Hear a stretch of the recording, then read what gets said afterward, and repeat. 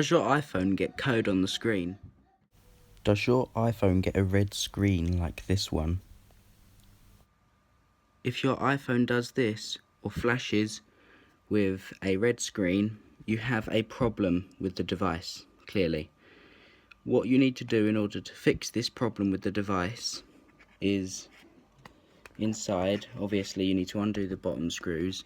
If you've been fixing a screen for someone and you get this error code and that, or a red screen, it's to do with the camera cable flex.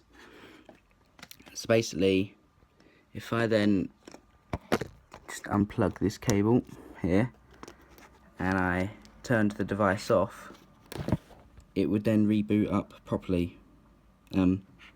Basically, I think it's there as a security feature, so I'm just going to disconnect the battery now. As you can see, the camera cable is unplugged from the device. I've just turned it off, but now we're going to go turn it back on. Alright, so we're now booting up. Had to put it on charge because the power button's broken. As you can see here, it's now booting. There's not code on the screen, it's not red at all. It's the same phone.